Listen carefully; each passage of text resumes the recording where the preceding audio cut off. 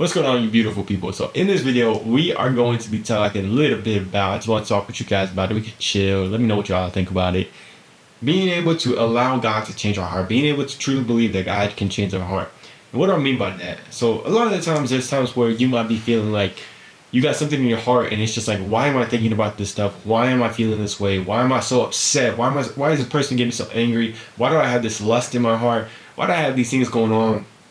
Why can I just not, like, I'm praying, like, I'm trying to get closer to God, but I still am just like seeing these certain people through anger, through this, through that, and it's just like so hard to get myself in the right place, to get my heart there. It's like I don't know how to do it. I don't know what's going on. But truly believing that God can change that in our heart, so that He can really move in our hearts to be able to do that, because we don't always want to be able to hold on to this stuff. We don't always want to. It's like not always something that we can do on our end to be able to change that, but truly knowing that God has the power to be able to do that. The reason I say this is, the other day I was at Bible study and there's this guy, he's about like, he's an older guy, like 50 years old or something. And he was talking about a story of how he allowed God to change his heart and to ask for alignment with God. So that's what we've been talking about a lot in our Bible study is, how do we know that we are aligned with God? And one of the things that David does in Psalms is ask God to test his heart and to align his heart. It's not always easy, because that means, like, who knows where God's going to take us to align our heart, to show us where our heart is really at. But that was one of the questions, like, how has God aligned your heart, and how has God actually shown you, like, where your heart is? He said that there was a time where his sister's brother-in-law was a very bad person, and a very bad person. Yeah, I'm not gonna say that. Not a very bad person, but he would beat on the sister. He would do that kind of stuff, and that is pretty bad.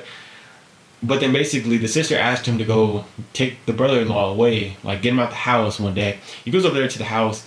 He opens the door. The brother-in-law sprints full at him. This is a big dude. Sprints full at him and is like pushes him against the wall and gets him up on the wall and tells him, like, I'm gonna freaking kill you. I'm gonna freaking kill you. And stuff like that. So when he felt that, like most of us, he felt pretty angry towards the dude. He was pretty damn upset about it. He was like, dude, like, what the hell is that, man? Like, you can't just do that. You can't just do that. He had a lot of anger, a lot of PO in his heart towards that person. And we all have that person in our own way. I'm not saying nobody's trying to run at you and kill you. But there's people in our lives that are just like, this is a bad person right here. This is a bad person. This is like, no. God, no.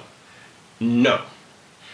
My mother has that person in her life. And it's just like, I can see how it's like, it's hard to love that person. It's hard to see that person through loving eyes, or through, like, besides what you're seeing in this person.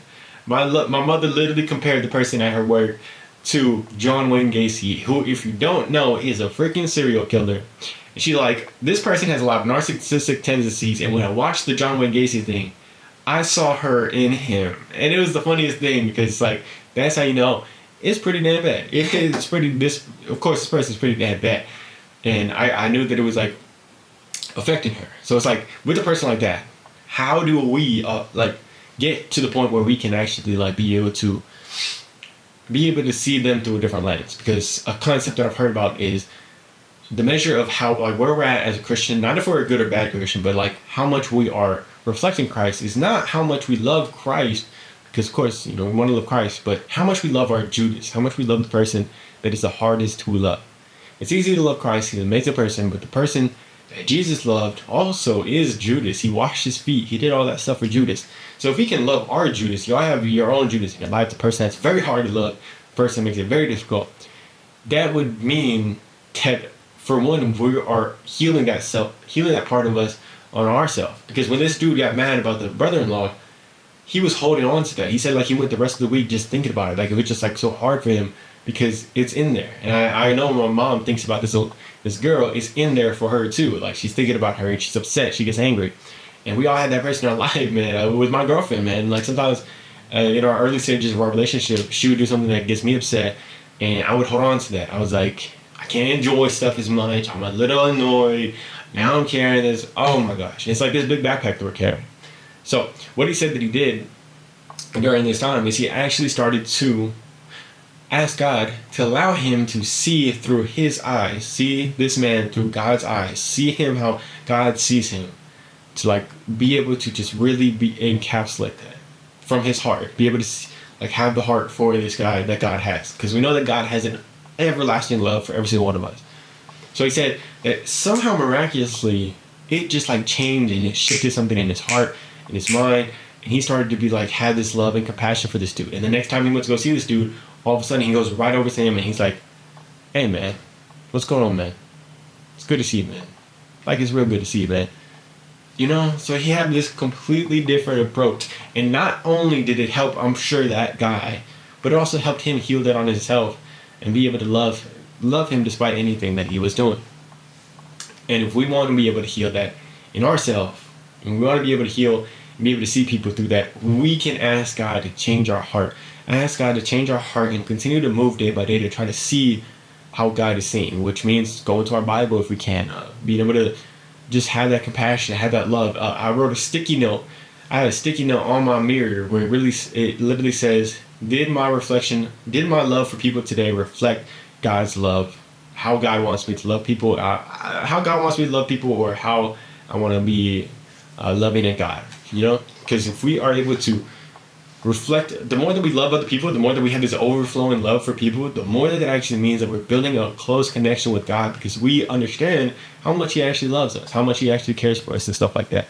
So if you have that situation in your life right now, I hope that you're able to start to ask God to change your heart, ask God to help you, not just for that person, because it's like easy to say like, why does that person get to be like that, act like that, and I have to bear the burden of that?